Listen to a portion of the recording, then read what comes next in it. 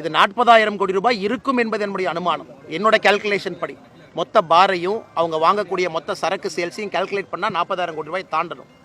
ஆனால் நான் ஒரு பொறுப்பான ஒரு பதவியில் இருக்கேன்.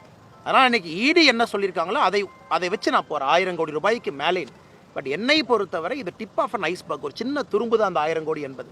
ஏன்னா அந்தளவுக்கு திராவிட முன்னேற்ற கழகம் இதை வச்சு 2024 லோக்சபாவையே சாராய காசை வச்சு தான் நடத்தியிருக்காங்க. டாஸ்மாகினுடைய பணத்தை வைத்து தான் 2024 பாராளுமன்ற தேர்தல் முழுவதும் திராவிட முன்னேற்ற கழகம் நடத்தியிருக்கிறாங்க.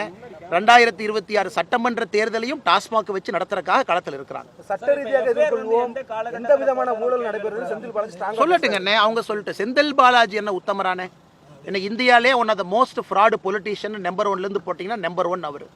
இன்னைக்கு சுப்ரீம் கோர்ட்டினுடைய நீதிபதி கேட்குறாங்க, நீங்கள்லாம் அமைச்சராக தொடருக்கு தார்மீக உரிமை இருக்கான்னு கேட்குறாங்க. இன்னைக்கு இவங்கெல்லாம் முன்னாடி வந்து காந்தியவாதி போல வேஷம் போடுறாங்க. இவங்களாம் நல்லவங்க, கர்ம வீரர் காமராஜர் ஐயா கேபினெட்டில் சர்வ் பண்ணவங்களா?